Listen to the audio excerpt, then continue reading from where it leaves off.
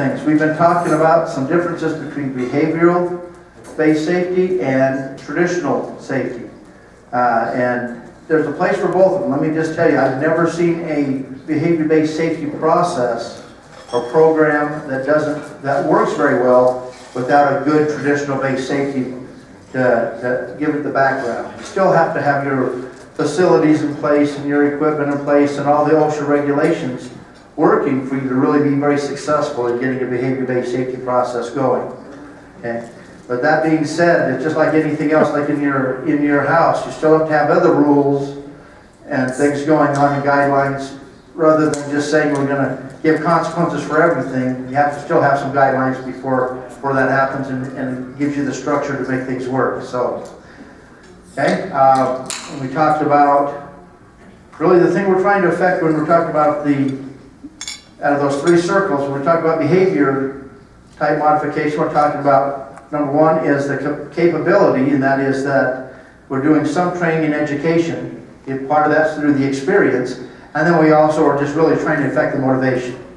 So, here's the video clip now. When the video clips start, for some reason we can't get the sound to work. So let me tell you what's going to happen in the video clip. The lady puts money into a vending machine, and her item that she selected gets stuck. Okay? You've all had that happen before, right? Okay? Gets stuck, and she's going to walk away, but then she has some co-workers, some people, some counterparts to come up and encourage her to not walk away without getting what she wants. So you're going to see that going on. And it's kind of funny because it's about your choices that you make and what are the consequences and sometimes what you go through to get the consequences. So we'll go ahead and play it a couple of times, but let's go ahead and watch it.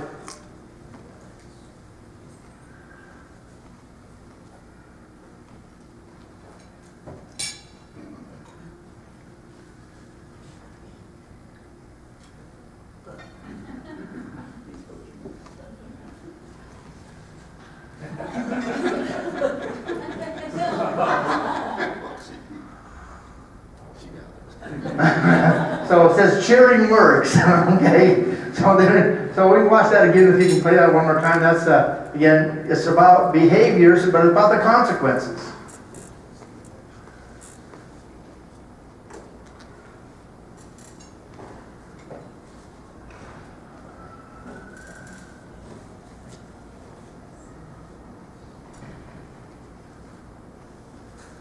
No, don't walk away. Don't walk away. That's yours. Get it. Oh, get it.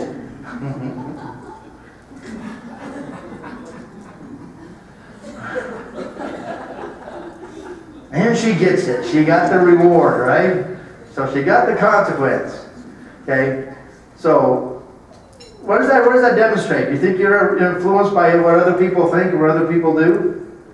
I think you are. There's a lot of peer pressure from time to time in doing the things. So one of the things you want to do is really just set up to make sure your consequences avoid as much of that as you can. Okay, you give them immediately. But yes, she got what she wants. She got her candy bar or whatever she was going for, but it took some help from her friends. So here's what we want to do. If we want to change performance, the first thing we need to do is this.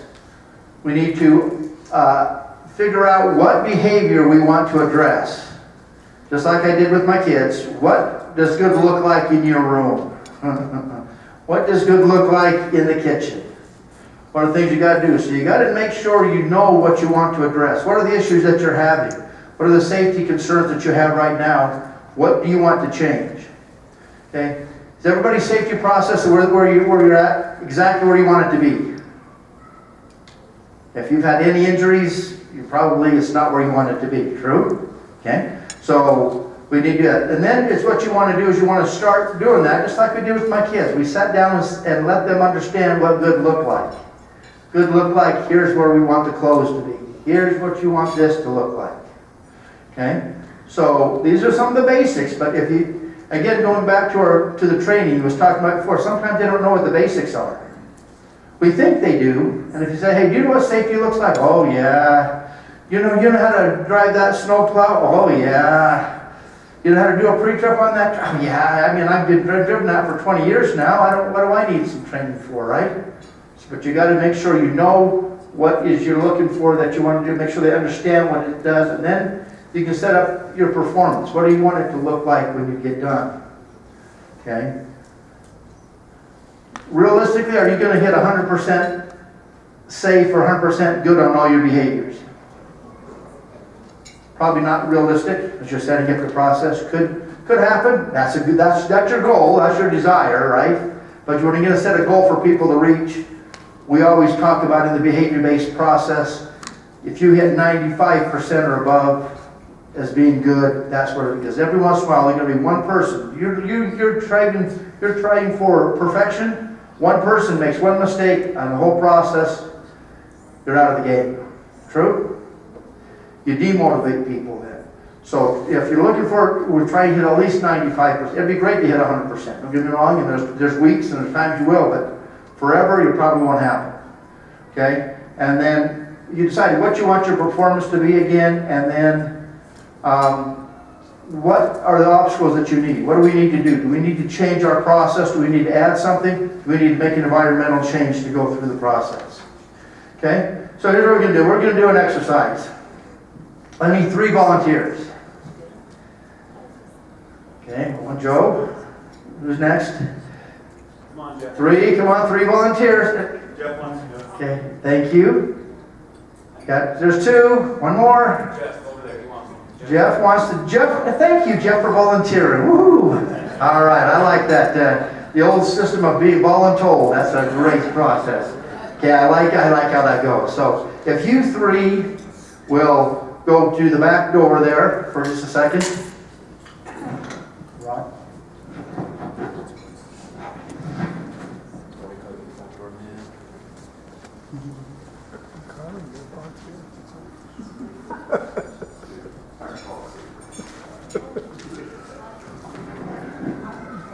Okay, we're going to do this exercise.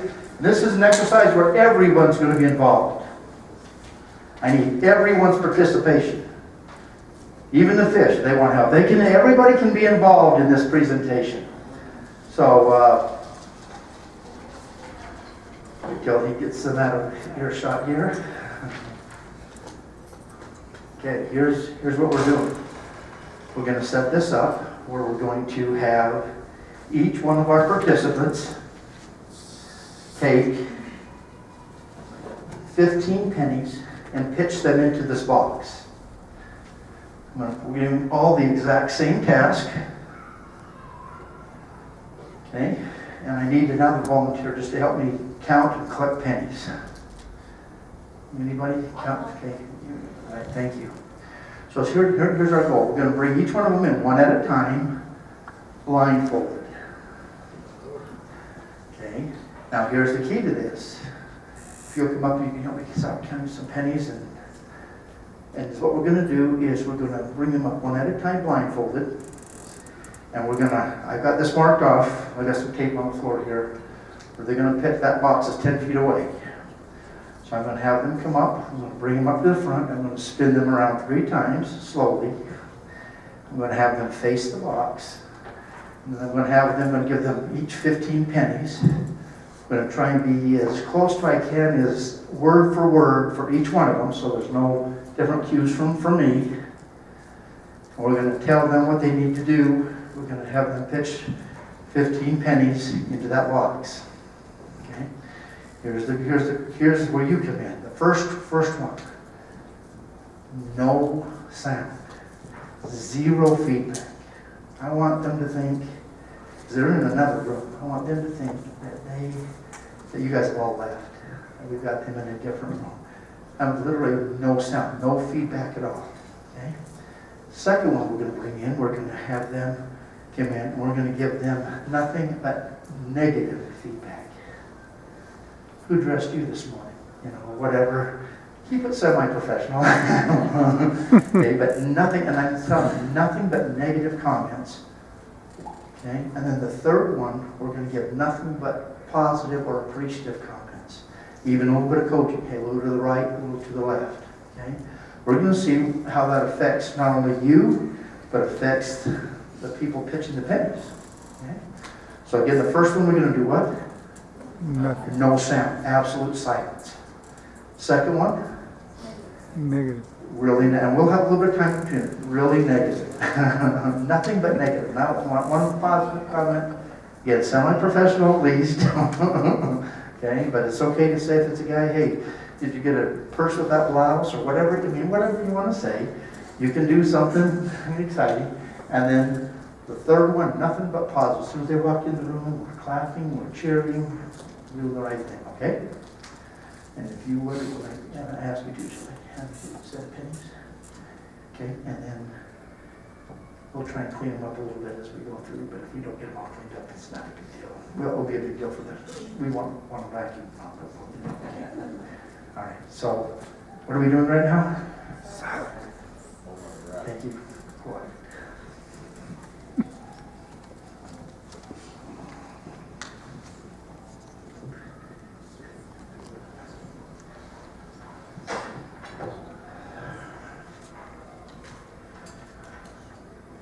Have our first contestant? Yep, first contestant.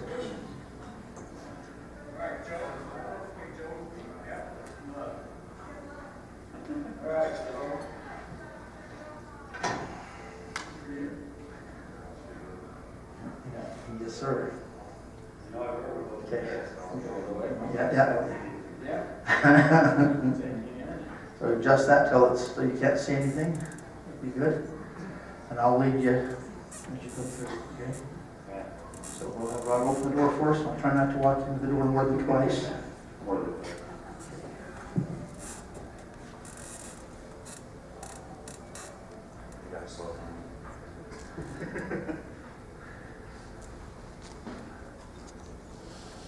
Did you want everybody with Rotten Tomatoes? We're gonna walk right between these tables. You know it's pretty narrow, so I'll take it slow. Just try not to walk into anything. I know it is not.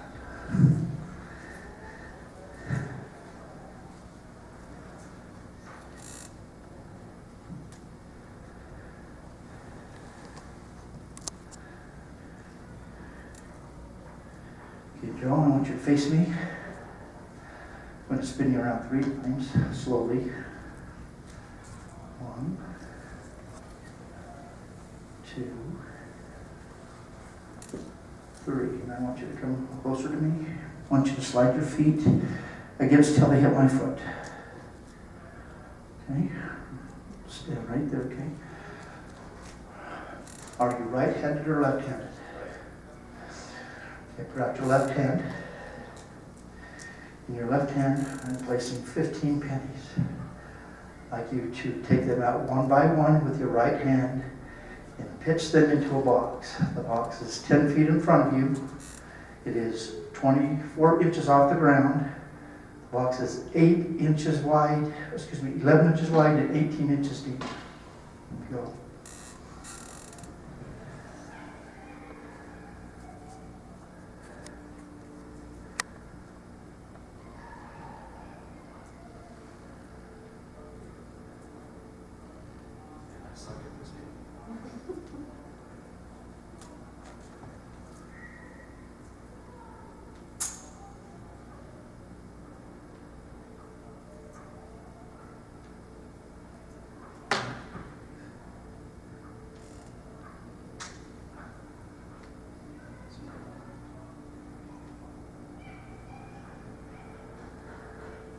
All right, Joe, go ahead and take off your blindfold.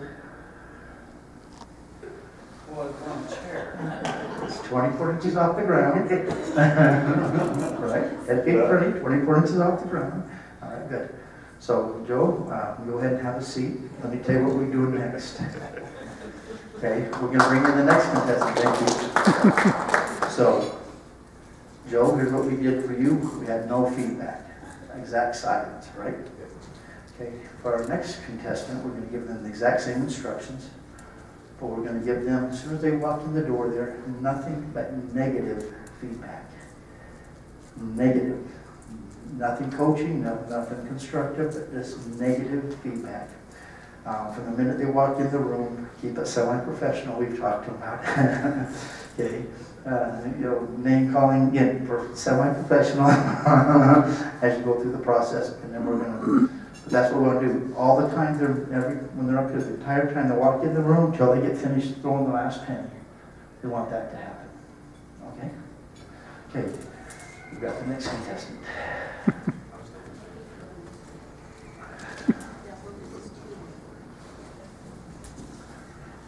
By the way, I want you to think right now, how do you, Joe, you keep track of how you felt. That's not going to be hard to forget. Okay, and for the rest of you, think how you felt when Joe was doing that.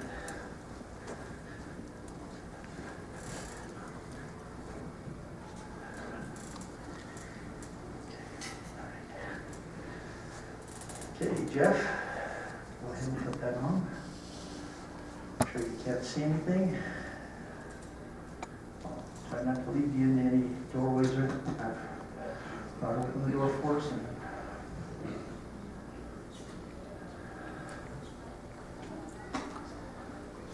Wow.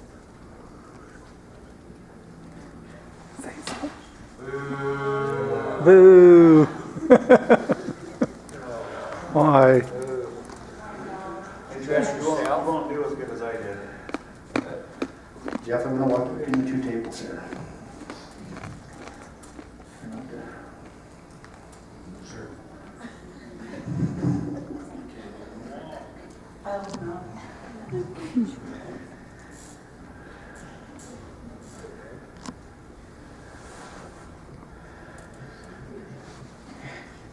You, Jeff, why don't you face me? I'm going to spin you around 3 times.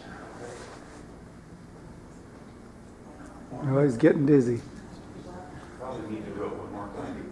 2, Yeah. You've been counting those for him? 3. Okay, I'd like you to slide your feet forward till they hit my foot. Okay. Both feet are squared up. Okay. Okay. Are you right-handed or left-handed? Drop your left hand. Okay. In your left hand, I put down Other 15 left. pennies. I want you to take them out one by one with your right hand and pitch them into a box. There's a box 10 feet in front of you. That's 24 inches high, 18 inches wide, 11 inches deep. Go. I need to explain it to him again. He's not very bright. What is the Yeah, deal? well. Yeah. What is the deal? Come on. Come on. Oh, man, What is what wrong? was that? I don't know. What do you think? Oh, good God. Did you get a purse with that blouse or what? Did you going through? I don't know. I don't get it. He's terrible. Which organization is he from? Yeah. No one's claiming it? No one's even claiming it. Yeah, tell your other hand. Yeah, Mom? All right, thank you. Pick up your phone. Okay, 10 feet in front of you. Yeah. Okay, Jeff, go ahead and have a seat. Thank you. Okay, let's give him a round of applause. Okay. So, Jeff, we had a different experience for you than we did for Joe. We got another experience for, I don't know the lady's name was coming. Carla. Carla? Okay. So for Carla, okay, and for Carla, here's what we want to do. We want to, from the time she walks in, we want to do nothing but positive. Yay, here's our champion. Oh, she can do it. We can give her some coaching, a little bit to the right, a little bit to the left, a little bit farther. Our goal is to get them actually into the box. Okay? So, I mean, the first two, but we're going to get them into the box, right? We're going to see how that goes. So, again, nothing but positive from the time she walks in. All right?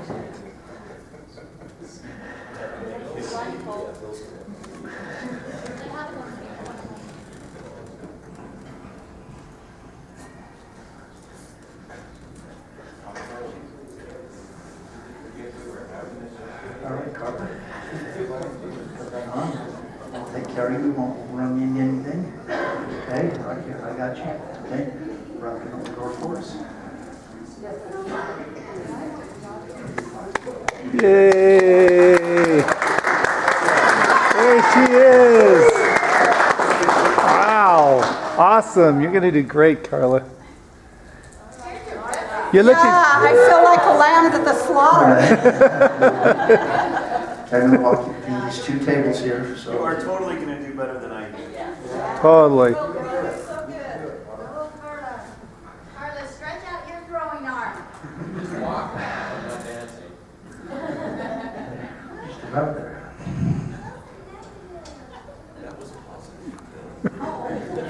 Hey, I'd like to come over here. So I think you type Okay, yeah.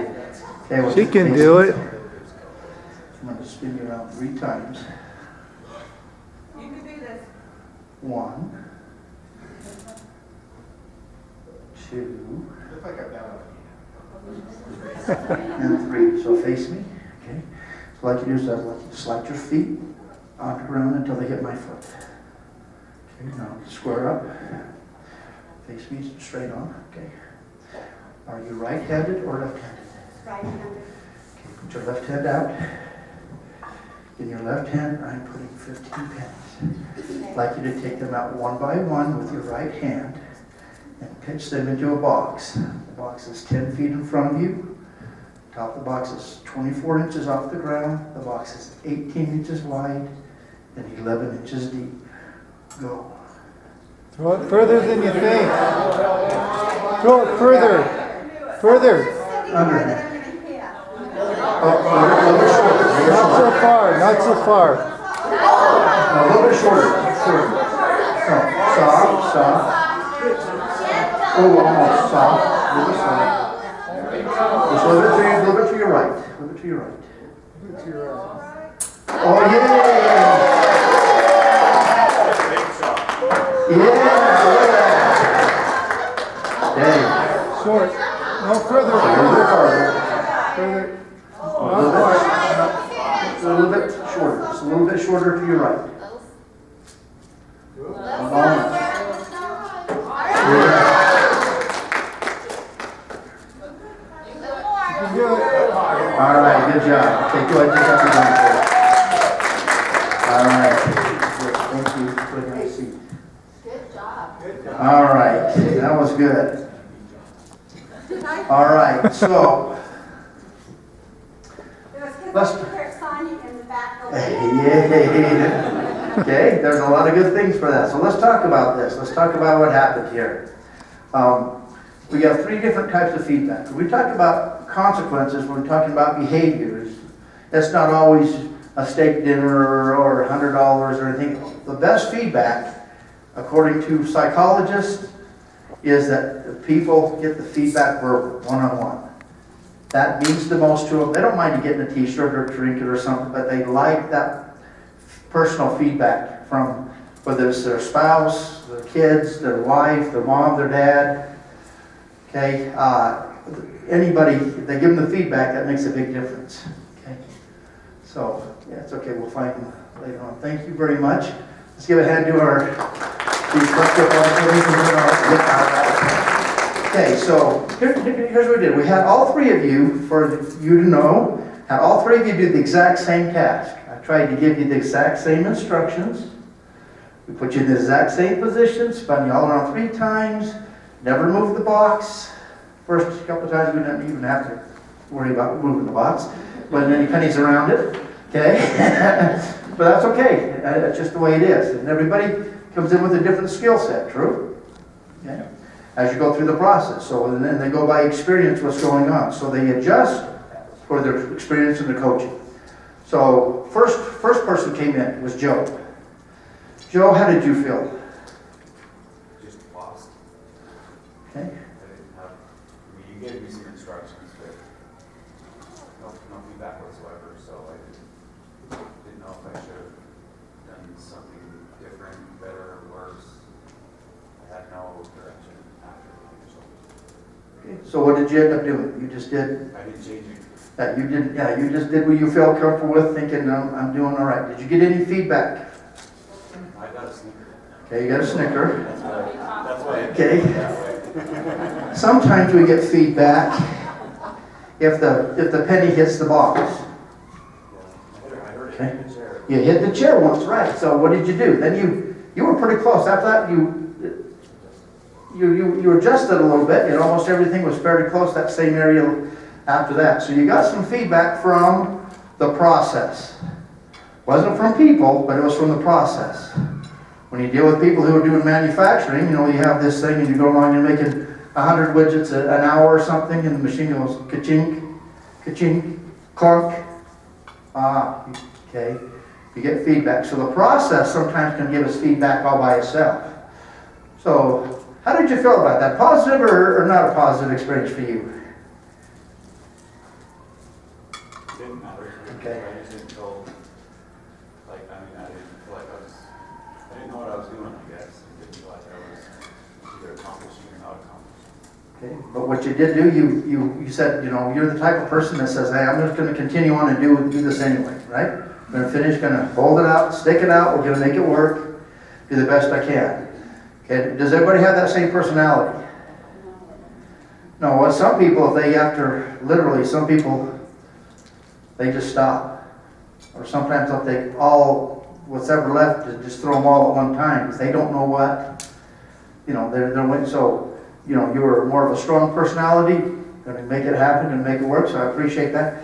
So that wasn't necessarily a positive experience. You wasn't necessarily negative, but it wasn't a positive, correct? How did you feel as a group? We wanted to help him. Exactly. We wanted him to feel loved. Well, I won't go that far.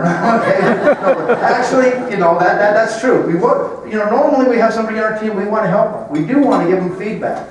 Okay? We do want to give them feedback, and sometimes the hardest thing we can do is say nothing and do nothing. Have you ever walked away from something where you didn't say anything, you said, I probably should have said something to that person? Okay? That's the toughest part we have, and we have to live with that, is we don't give any feedback. Okay? Out in the world, as a general thing for manufacturing, and in the industrial world, about 70% of the bosses give their employees zero feedback on a day-to-day basis. When do you think they come and talk to their employees? When something goes wrong. Which brings us right to our next contestant. Okay, so is what we did. Remind me of your name again.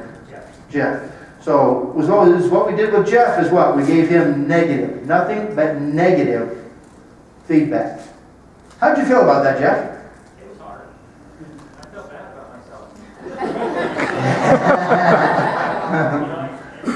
And all that, and okay, this is an exercise, it's a game, and it's not that big a deal. I hope these people don't feel this way about me. Yeah. And we're not going to tell you whether they do or don't, but exactly.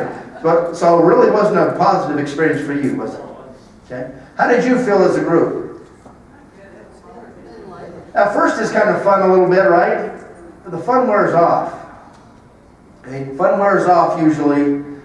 Making fun of somebody or saying negative things, that's what the world does. You turn on the news, how much of the news is positive? Maybe 5%. I mean, really, everything's negative. Here's what bad happened today in the world. Okay, here's how many people died. Here's where the road washed out. Here's where, whatever, right? It's pretty much negative stuff. So we're used to it. That doesn't mean we like it, and we usually participate in it at first, but it gets old pretty fast. Okay. Okay. Oh, by the way, Joe, how many pennies did you get in the box? 0. Okay. Good. Joe, how many times did you hit the box? 0. Okay, good. Jeff, how many pennies did you get in the box? 0. Okay. And how many times did you hit the box? 0. Okay. Yeah. I wasn't going there, but yeah, that's true. And it just, okay. And part of that skill set, I've actually done this was where the person who had no feedback at all got 12 out of 15 in the box. But he was a semi-professional softball pitcher. So he knew when 10 feet was, it was just an easy thing to do. So sometimes you overcome what you don't know either by your experience or your skills, even if it's negative or no feedback. Okay? All right. So then we had Carla. Carla came in, and what did we do with Carla? Cheered her on. Probably she's not breaking the candy machine, but okay, we cheered her on, did the right things, right? And how did you feel about that, Carla? I was nervous because I was waiting for what Jeff But it never happened, did it? Yeah, So so was that a positive experience for you overall? yeah, it was, because coming in, I got disoriented, and I could tell from people saying stuff where I was at. Okay. They're- All right. Which kind of helped. All right, awesome. And And that was calming. great. And how did we feel as a group? How did you feel as a group? Good. For the first one, did you do when you were giving her help? Was that a good thing? You like that? I wanted her to slow down so we Okay. can give her more, Yeah, and Okay. you should So have said slow down. okay. So Yeah, you know. After a little while, I just, Okay, and here's what happens, right? You want to get people help. Do they always listen, or do they always understand what you mean? No. And then they may or may not. But it could be a positive experience, okay? Carla, how many pennies did you get in the box? I have no idea. I think there was 2 or 3 or 5. Well, okay, and then you hit the box another time. So results, let's talk about results. From 0 feedback, our results were 0. From negative feedback, our results were 0. Okay? Big improvement. 500% improvement right there by just giving positive feedback. Okay? So when we talk about behavior-based safety, our process is this. It's not to beat the people up. Our process is to try and encourage them, reinforce that they're doing the right things. Okay? When you got a penny in the box, you knew that. Besides the cheering, you could hear that, right? You got that feedback from the process. How'd that feel? I thought, phew, I'm okay. Yeah. Give you a little bit of confidence you're going to go on and keep on doing things, okay? So that's how this works. This penny pinch exercise is awesome, okay? And it works for all kinds of things we're doing, okay? So our feedback makes the biggest difference. Remember talking about consequences king before? When we're talking about behavior-based safety, we're talking about communication with people, our feedback to them, what we tell them, is key. Okay? How we say it to them, what we say to them, makes all the difference in the world. Some people just overcome a lot of obstacles and be very successful regardless of the negative or the no feedback. But the people who are most successful are people who get more feedback. How about when they score a touchdown in a football game? What happens?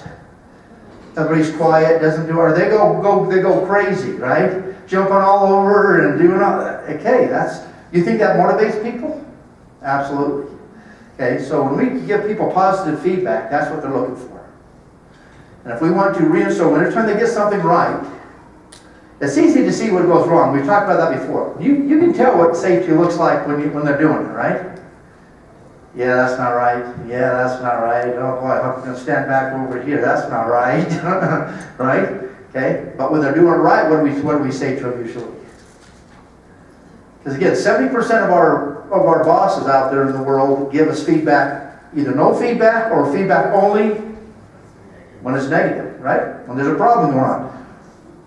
But if you look at the great motivators, there's a lot of study in people like Abraham Lincoln, John Wood. What kind of things did they do? When they got it right, they made sure the people knew it right. Correct? And if you read up on John Wood, pretty amazing thing. He wasn't always the success that he ended up being. He worked through that. He did that by, number one, getting his antecedents right. First day of practice. No matter whether you were Lou Alcindor, anybody know who Lou Alcindor was? Kareem Abdul-Jabbar, changed his name after that came. It was Lou Alcindor when he was at the UCLA, right?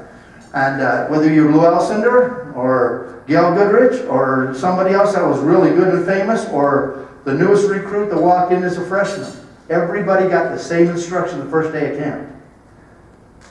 First day of training. What did he say? Walked over, picked up a basketball and said, "This is a basketball." Wow, what a surprise, huh? But that's how his antecedents went. He didn't miss any details. He spent a half hour showing them how to properly put on their socks and shoes. Why is that important? It does. They're running up and down all the time. What happens if you've got your socks and shoes not on right? What happens if you get blisters on your feet? Are you as good a player at that point? So he went through all the basics. He did those antecedents just like that. He said, here's how you put on your sock. I want you to do this, and I want you to do that. I want you to make sure, I want you to smooth it out. It was pretty amazing stuff. And it sounds pretty basic and pretty, maybe, oversimplified, but he didn't leave anything to chance. That's why they won 10 championships in 11 years. Okay? Because he did that. And when they did things right, if you watch them on the sideline, when they come back in, he talked to his players. And good job with that. Hey, I appreciate you doing a good job with that screen. It wasn't always the guy who scored it, but the guy who set the screen for the guy who went around and scored the game, the bucket. That's the things that are going on. Do we do that in our lives? Should we do that in our lives? So when you go back to work, you're doing things, you want people to be safe when they're doing something right, and they get it right, tell them, good job. Be specific. Don't just say good job. What I'm doing, you want to be specific. So good job is better than no feedback at all. True? You guys like it? Sometimes it says, hey, good job? What if they said, good job, and they tell you exactly something very specific? Makes you feel even better. And now, are you more or less likely to do that again? More likely. Hey, good job of getting that report, and you got that report in, 2 days early. That gave me a chance to look at it, and it really made a difference to the. You can send reports in 2 days early every time? Yeah, every time. That's how it works. Okay. What about being specific when you're given other type of feedback? So there's a difference between negative feedback and constructive feedback. Let's say they're doing something wrong. They're trying to go up 2 stairs at a time instead of 1, like we talked about before. Sounds like a small thing. So you just yell at them, or do you say, "Hey, here's we find a better way. I know you're using 2 steps. I know you got long legs and all that, but put your center of balance up. If there's ever any water on the steps, you're going to have some problem because you'll be off balance. Your body won't be, your center of gravity will be way off out of line up here. So I'd like you to just do that. Can you just go up 1 step at a time and do it?" So you can coach them. There's a difference between coaching and negative feedback. That's why we coach Carter, right? A little bit farther to your right, a little bit shorter, a little bit longer. That's coaching. That's okay if they didn't get it right. We're going to help them. You okay with that? It's really helpful. Okay, and it is helpful. I look at it like this. Let's say I go home tonight. I'll give you an off-the-job example. Let's say I go home tonight and I open up the dishwasher, call my daughter over. Yeah, she's 24. Yeah, and it's her assignment to do the dishwasher. We all have a task in our house. That's just the way it is. That's our ground rules. It doesn't make any difference. It's not, don't give me this, it's a girl thing. It's not. Everybody's got assignments. Hers it just happens to be the dishwasher. So let's say I open up the dishwasher and I say, "Hey, you didn't load that right." Is that good feedback for her? Let me ask this. How many ways could she load that dishwasher? Thousands of ways, right? A fork, a spoon, a cup, a knife. I mean, she could do anything in the world in that dishwasher. But what if I said to her, "Hey, next time, here's what I'd like you to do. Next time, when you get to load the dishwasher, I want you to put the plates right here, the bowls over here, the cups up here, silverware over here." That's the coaching part. So when you give feedback to somebody, if they're not doing it correctly, we want to coach them and do it the right way. Okay? Okay with that? All right. Now, I use this penny pitch exercise a lot. I do this with youth groups too. And sometimes I'll have the parents in one room do one, and I'll have the kids in another room doing one. And when I get them all back together, we talk about the same thing. We know how did you feel? What was that like? Then we ask them this. So Joe, your daughter came home from school. She had an A, 2 B's, 3 C's, and 2 F's. What are you going to talk to her about first, Joe? I want to talk to her first about the Yeah, okay. Is that guilty as charged? I mean, okay. Is that the right way to work on that? I mean, shouldn't you spend just as much time as, "Hey, how did you get an A in geometry? How did you get a B in physics or whatever?" Now, why'd you get this F in English, right? Should be like a 5-to-1 ratio. That's it, yeah, so try to do 4 to 1, yeah, that's really good. 4 to 5 to 1 is a good ratio, but the thing is, when you gotta talk to them, make sure you talk to them about the good things too. Make sure you talk to them about those things. We talked about that, when I talk to the youth groups, I do the same thing, I say, hey, you know, how many of you, and I you know, 'cause I usually spend a little bit of time beforehand, I see how they interact, and they run around, and how they're making fun of Susie or Billy or whoever it is, and then I talk to them about that at the end. I say, well, do you think you can get him to change by making fun of him, or do you think you can get him to change by helping him? And it makes a big difference. And it helps, hopefully helps the youth groups get used to helping each other and make things happen. So, penny pinch exercise, you like it? Make a difference? Okay? That's all good stuff. So, let's talk about some things. So, from a behavior-based safety standpoint, let's take a look. Here's a very simple form that was put together by one company. I'm not telling you the company, but they just said, look, we're going to sit down. Here are our issues. We're a heavy manufacturing company. We've got a lot of machines that throw sparks and dirt and grit and metal all over the place. So what do we need to worry about? So they said, we're going to pick out 5 things. Thing number 1 is, do we have our clear aisleways? Or do we have all the parts and all the things so you can't walk up and down the aisleways, you can't get to your machines? Okay? The next thing they said, are you wearing your safety glasses? Okay? Next thing they said, there was an issue because they had a lot of eye injuries. They had 28 eye injuries 1 year. That's a lot, isn't it? Okay? And then they said, what about wearing safety shoes? They're around a lot of heavy equipment, a lot of heavy metals and things like that, heavy things. So they just put together a checklist that had safety shoes on it. And then when they had a lot of overhead cranes to move these big parts they were machining and milling and forming around. So when they were using a crane, they should be wearing a hard hat, right? Okay. And then they said, are you wearing gloves when you're doing material handling so you don't cut your hand? So they put together 5 things that were important to them, made it very simple, and they said either safe or at risk. They started this out by having their management go out. So the supervisor, you'd go out there, you'd go through your area, and you'd say, yep, safety glasses, safety shoes, he's not using overhead crane, don't worry about that, but he's handling things, he's got his gloves on. She's using overhead crane, does she have her hard hat on, she's doing that, and you went right down the list. So it's either safe or at risk.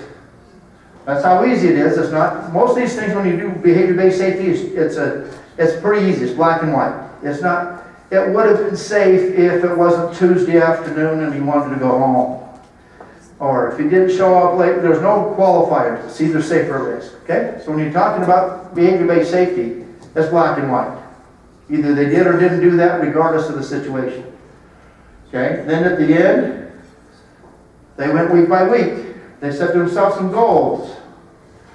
And remember I said we don't set our goal at 100%? They didn't set their goal at 100%. They set their goal at 90%. We got people back there having fun, so, okay. But here's what we got. So we went, so then they did a tally week by week, how they were doing, how they were making things happen. And that was as easy as it was. How long do you think it takes to do a checklist and walk through your area to do this? Not very long, okay? If you're going to give feedback to people, it may take 1 or 2 minutes a person. Hey, good job of using your glove. I know you're material handling, good job with that, and I see you using it overhead crane, got your hard hat on, liking that. That's going to help you go home today, you won't have anything hit you in the head, and all that kind of stuff, so you can talk to them about that. Keep track of the things that you're doing. This makes it very easy. So in addition to traditional safety, where we just say we're either in compliance or we're not, this gives us a chance to see where our weaknesses and strengths are and what we're going to do about it. Okay, so besides talking to them, when they posted this every week, what do you think that does? What do you think that does? If I was to take something, you do a process like this and you post that on the bulletin board or employee board or safety board every week, what do you think happens? Things will improve, because now not only do they know how they did, I was wearing my safety glasses, but I wasn't wearing my safety shoes. Now they can see how everybody else is doing, And they know what their goals are, what they're going to do. Now, eventually, we made this company, we had it so that it was 95% on everything. That was our goal. The minimum of 95. But to start off with, they didn't go 95. They wanted to show progress. So now you can celebrate progress. Hey guys, we used to be 86% safe wearing our safety glasses. Now we're 92% safe. Everybody gets standing water. Everybody gets a t-shirt. Whatever, if you want to recognize people. But you're recognizing not for results, but for behaviors. That reinforces it even more, right? Here's a little bit more. This is a lot more detailed checklist. But you can see there's exact behaviors. They listed everything in the positive. You will wear your safety glasses when this here, I can't remember what this one here is. Objects are kept in power zone. Okay, power zone's where? Anybody know what a power zone is? By dynamics and ergonomics. Power zone is basically from about your armpits to about your mid-thigh, close to you. Okay? So if I was to hold something like this, how long could I hold it here? Yeah, I'm not real strong. I can hold it a long time. How long can I hold it out here? I don't care how much it weighs, pretty quick it's gonna be a problem. So our power zone is in. So again, do people handling things either within their power zone or not? And did I give them feedback? If I gave them feedback, did I give them appreciative feedback? Or did I give them constructive and coaching feedback? Hey, I noticed you weren't doing this. Is there a reason why? What's going on? What do we need to do to fix that? And that helped them solve not only their behavior problems, but by knowing why they weren't doing this that way, because this rail's here in the way and I can't get to that, we were able to make a lot of traditional safety improvements to help things work. Okay? So it makes a big difference on how you work business. So here we go. Getting to the end. Yay for you. I'm sure you're tired of listening to me, right? I'm tired of listening to me too, but then but basically, here's what it is. Traditional safety is a systematic, data-driven approach where we take and we look at what they did, exact behaviors, we tally them, either safe or at risk, and then we focus on reinforcing the positive. We still need to coach the at-risk, but we focus on the positive, okay? And we do that, and pretty quick, when we were, for this process here, as well as this process, after we got the management doing these, then pretty quick we got employees doing this. Employees. Okay, Joe, it's your turn this week. Why don't you walk around and you see what you see? Okay, take 10 minutes. And I'll cover your task while you're doing that for 10 minutes. And so now you have employees, and that's how you get everybody involved, not only from the monitoring standpoint, but being monitored standpoint. And it's not a negative. It's not, oh, I got you. Ooh, I caught you doing that wrong. Yeah, you're going to get it now, buddy. No, this is hey, I noticed that wasn't going right, but I like you. And you're on our softball team. Now you play left field. We need you out there. You need to use that ladder. Don't stack that table and chairs up here to do that stuff. You know, you get employees, and then employees talk redirect with employees. And so when they say something, it makes a difference. So that's what the behavior-based safety process really does. It is not a replacement for traditional safety. It's not a quick fix. It's not a substitute or for you to be the safety cop. It is a chance for you to monitor and look at behaviors. Behaviors you've identified that are an issue in your operation or that cause the risks, and then get them fixed. So there's me, the safety geek. Okay, any questions? Johnny, you had a question. We talked a little bit of break. Yeah, when you talked about the consequence strength factors, and you talked about it needed to be quick, and it needed to be something that's valuable to them, those sorts of things. What I see sometimes is that we put so much process into providing the consequence that it certainly is less proximate. Take for example, if the employee gets involved in an accident in the car. A lot of counties have these processes where before there's any consequence to them being in that auto accident, it has to go through an investigative process. It needs to go before committees to determine if they could have avoided that accident and stuff, so it's days, weeks, months after the accident before the employee really has any consequence at all. And I just wanted to ask you about that issue of putting those processes in place that make those strength factors less strong. That's an excellent question. So, you know, we have the same issues with our court system, right? You get arrested, okay, or something happens, and then you've got a jail thing, and they try and minimize that time. Sometimes it's drag out a long time, and the consequences may or may not be what you'd like it to be. One of the things you can do is take a look at your processes, if you can, and minimize them. I have a lot of companies that I work with. One of them who does a lot of driving things. You get in a crash, you're on the phone right now, and before you go anywhere or do anything, you have a supervisor stop right on the scene. And within 1 day now, then 1 day, 2 days max, they've got that resolved and they know what the issues are. So it's a matter of streamlining that sometimes. You can't control that all the time, but here's what you can do. One of the things that happens that makes a difference is you can publicize the results, publicize the consequences. Okay? So even if it takes 3 weeks before Doug Handy doesn't get a drive for 2 weeks or suspended for 3 days or whatever the thing, even if it takes 3 or 4 weeks, by publicizing that, it's just like publicizing our results here. It gets out there, the word gets out, people know what the consequences are. The other thing we've got to do about that, and which is really key about that, is the other part we talked about being consistent. What's the probability of things happening? So we want to be consistent. So as you have that process, even if it takes a little bit of time, it's not the proximal part of it's not there, but the results are there. Make sure we get those publicized. But there's a lot of things we can do to minimize what happens there and how we want to manage that. And sometimes there are barriers that, you know, time, distance, manpower availability, all kinds of things that may affect or how proximal we can get things done. But we need to make sure we expedite that when we can and just be consistent. What are our guidelines? What are the rules? That's what affects people's behavior, right? Probability of you getting hurt, you're getting caught, you're getting whatever else. It makes a big difference. And when that does happen, what does that mean to you? So make sure if you do have those issues that are lagging, make sure that they're at least publicized. Does that mean everybody agrees with this?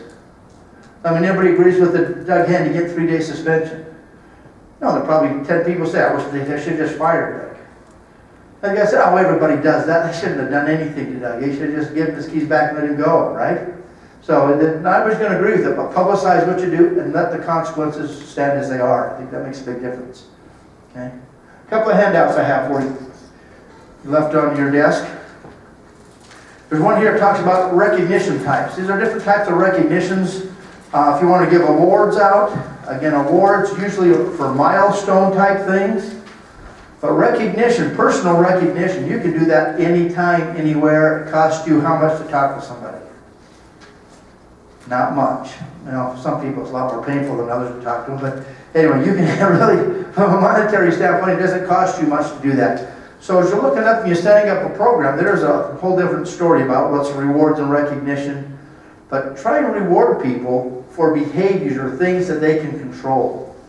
They can't always control the outcomes, whether or not they have a lost time injury. They can't always control whether or not somebody ran into something else. But they can control that they use their seatbelt every time, that they use their turn signals every time, that they did all those type of things. Reward people for their behaviors. Get back to the elements that they can control, and then it'll work out better for you. If you're waiting just to reward them for results, you're going to probably have an issue down the road.